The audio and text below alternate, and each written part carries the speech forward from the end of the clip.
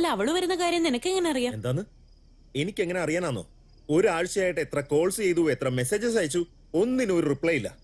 അവസാനം പോട്ടെ എന്ന് പറഞ്ഞ് ഞാൻ തന്നെ അങ്ങ് വിട്ടതാ. എന്നിട്ട് പിന്നെ നോക്കുമ്പോ ഇന്ന് രാവിലെ ഒരു മെസ്സേജ്, ഞാൻ വന്നോണ്ടിരിക്കാന്ന്. അതെന്താ എന്നോട് പറയാഞ്ഞേ? എടി, ഞാൻ അറിഞ്ഞോ ഇത്? അവൾ ഇതിനു വേണ്ടി സിംഗപ്പൂരിൽ നിന്ന് കെട്ടും കെട്ടി ഇങ്ങോട്ട് വരുമെന്ന്. വന്നാ നോക്കാന്ന് ഞാനും വിചാരിച്ചു, അത്രേ ഉള്ളൂ.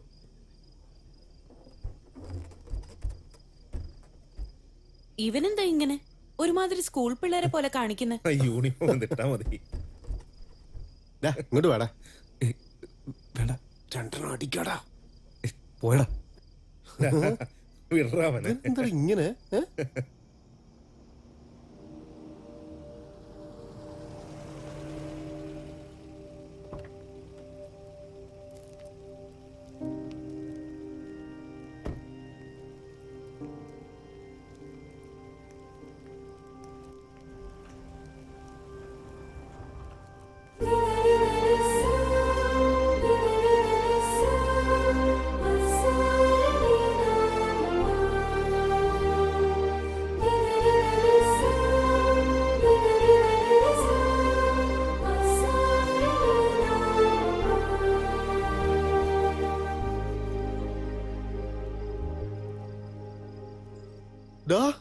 നമ്മുടെ ജാനു വന്നടാ.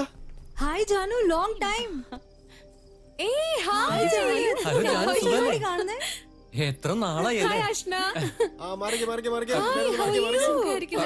അവിടെ ഫുഡ് റെഡിയാണ്, നിങ്ങളൊക്കെ പോയി കഴിച്ചേ. ഇപ്പോഴാണോ നിനക്ക് ഇങ്ങോട്ടുള്ള വഴിയൊക്കെ മനസ്സിലായത്? ഇതുകൊണ്ട് ഇനി എല്ലാവർക്കും കൊടുക്കണേ, അല്ലാതെ ഒറ്റയ്ക്ക് തിന്നരുത്, കേട്ടല്ലോ. ചോക്ലേറ്റ് സിംഗപ്പൂരിൽ നിന്നുണ്ടാ. വാ വാ, എല്ലാരും നിന്നെ കാത്തിരിക്കാ അവിടെ. മുരളി, ഹായ് ജാനു. സോറി, കുറച്ച് ലേറ്റ് ആയി പോയി. എടി പെണ്ണെ, അതൊന്നും കുഴപ്പമില്ല. നീ വന്നത് തന്നെ സന്തോഷം. വാ, എല്ലാരും പോയി കാണാം.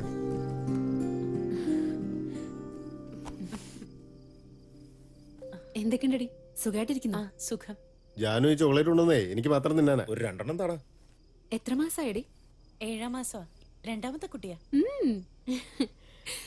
ഇത്രയും പേര് വരുമെന്ന് ഞാൻ മനസ്സിൽ പോലും വിചാരിച്ചില്ല. നീയാണോ ഇതൊക്കെ അറേഞ്ച് ചെയ്തത്? എല്ലാവരും വരാന്ന് പറഞ്ഞിട്ട് പിന്നെ പറ്റിച്ചു കളയുന്നൊരു പേടി ഉണ്ടായിരുന്നു. കാരണം എല്ലാവർക്കുള്ള ഭക്ഷണമൊക്കെ ഓർഡർ ചെയ്തല്ലേ. ഭാഗ്യത്തിന് എല്ലാരും വന്നിട്ടുണ്ട്. എന്താണ്?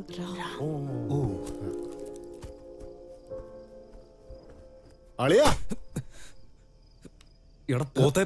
നീ എന്താണ് ഒരു വരെ കൊച്ചുകുട്ടികളെ പോലെ ബലൂണൊക്കെ വെച്ച് കളിച്ചോണ്ടിരിക്കുന്നത്? വാടാ അങ്ങോട്ട്. ഇല്ല, നീ ചെല്ല്. നീ വാടാ ഇറക്കാം. എടാ ഒന്ന് പോടാ. എടാ, നമ്മുടെ ജാനു വന്നിട്ടുണ്ടാ, നീ വാടാ. ഇല്ല, നീ ചെല്ല്. വാടാ വാടാ വാടാ ഇങ്ങോട്ട് പോവാനല്ലേ പറഞ്ഞേ? വയസ്സായടാ എനിക്ക്. കൂളി വെച്ച് കിടിക്കുന്ന പോലെയാണോ ഇടിക്കുന്നത്? നീ ഇങ്ങോട്ട് വന്നേ, നമുക്ക് അങ്ങോട്ട് പോവാം. നീ ഒന്ന് മര്യാദക്ക് പോവാൻ നോക്കി. നീ പോടാ.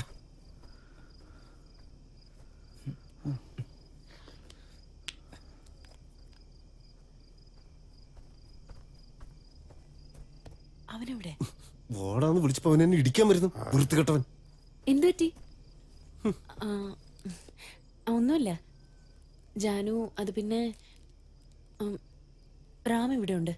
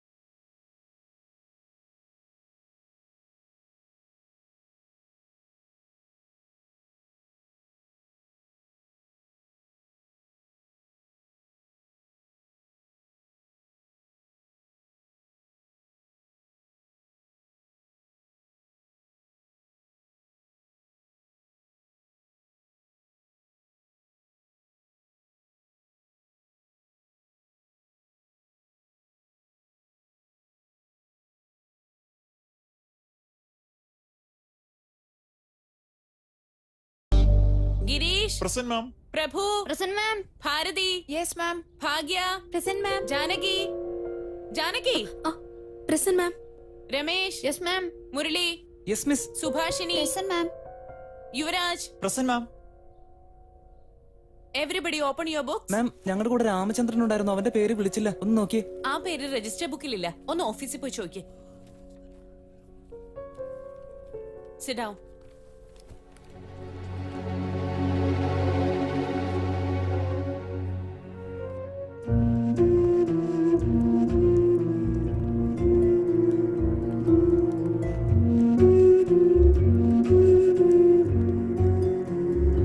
രാമചന്ദ്രൻ രാമചന്ദ്രൻ രാമചന്ദ്രൻ ആ രാമചന്ദ്രൻ ഇവിടുന്ന് ടി സി വാങ്ങിച്ചിട്ട് പോയല്ലോ. എപ്പോഴും ചേട്ടാന്ന് വിളിച്ച അവന്റെ പുറകെ നടക്കാറുണ്ടല്ലോ, എന്നിട്ട് അവൻ എവിടേക്ക് പോയെന്ന് നിനക്ക് അറിയില്ലേ? സത്യമായിട്ട് എനിക്ക് അറിയില്ല. ഞാൻ ഇന്നലെ നാട്ടിൽ നിന്ന് എത്തിയതേ ഉള്ളൂ. അവൻ എന്തിനാ സ്കൂൾ മാറിപ്പോയത്? നീ വെറുതെ ടെൻഷൻ അടിക്കണ്ട, ഞാൻ ഈവനിങ് അവന്റെ വീട്ടിൽ പോയി നോക്കാം. ഓക്കെ വാടാ.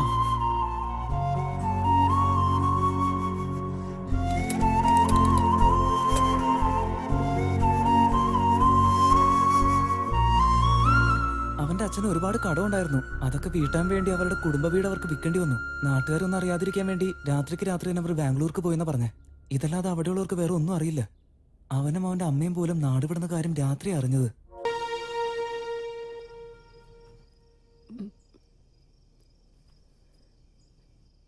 റാം,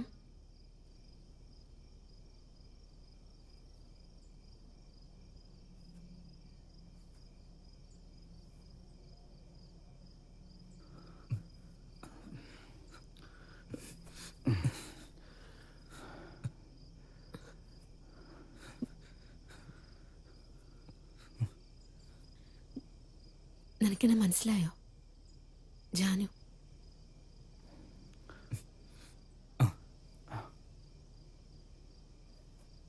സുഖാണോ റാം? ഞാൻ സുഖമായിട്ടിരിക്കുന്നു. നീ? ഞാൻ സ്വപ്നത്തിൽ പോലും വിചാരിച്ചില്ല ഇങ്ങനൊരു അവസ്ഥയിൽ നമ്മൾ മീറ്റ് ചെയ്യേണ്ടി വരുമെന്ന്.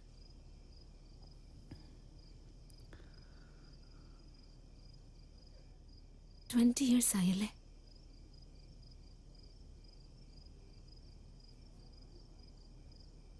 കണ്ടിട്ട് മനസ്സിലാവുന്നേ ഇല്ല. ലാസ്റ്റ് ടൈം നിന്നെ കണ്ടപ്പോ നിനക്ക് താടിയും മീശയൊന്നും ഇല്ലായിരുന്നു. നീ ഇപ്പൊ എന്താ ചെയ്യുന്നേ റാം? Photographer, travel photographer.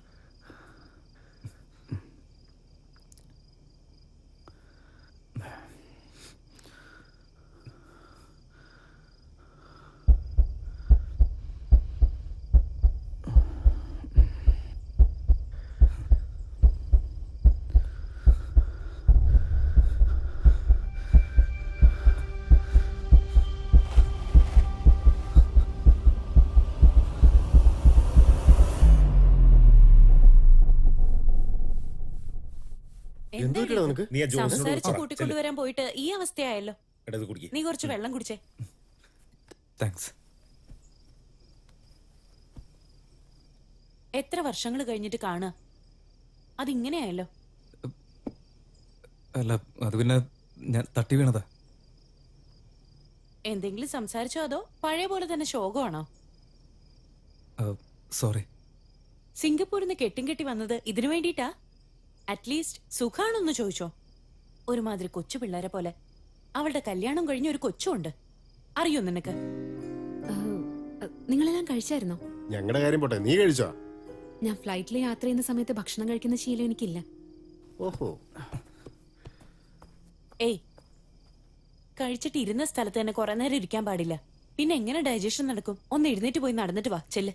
ആ, ആ, ആ, ആ.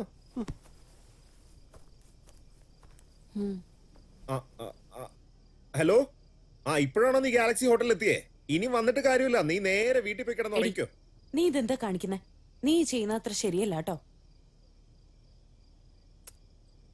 അല്ല മുത്തേ, നീ എന്നെ സോപ്പിട്ട് പതപ്പിക്കാൻ നോക്കുക. അത് ചക്കരെ, കഴിച്ചതിന് ശേഷം അതേ സ്ഥലത്ത് കുറെ നേരം ഇങ്ങനെ ഇരിക്കാൻ പാടില്ല. അതുകൊണ്ട് എണീറ്റ് 2 റൗണ്ട് നടന്നിട്ട് വാ, ചെല്ല്.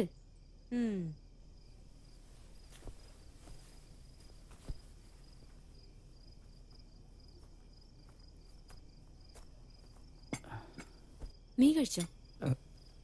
ഇല്ല.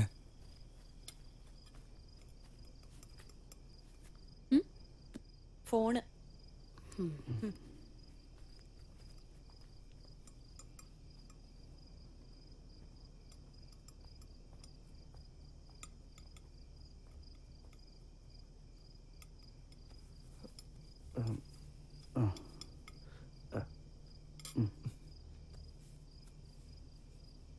നീ ഇത്ര നേരമായിട്ട് കഴിച്ചിട്ടില്ലല്ലോ റാം.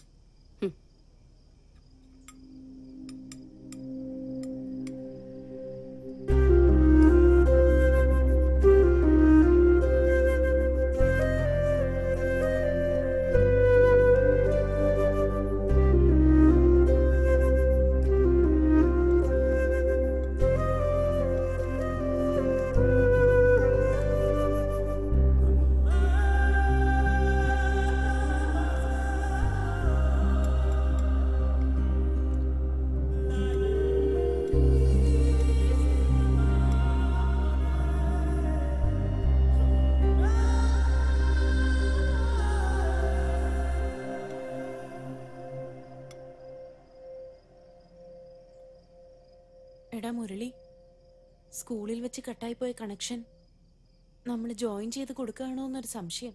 എനിക്കും അങ്ങനെ ഒരു തോന്നലില്ലാതില്ല. കുഴപ്പമൊന്നും സംഭവിക്കില്ലല്ലോ അല്ലേ? ഞാൻ അതിനെപ്പറ്റി ഒന്നും അല്ല ആലോചിക്കുന്നേ.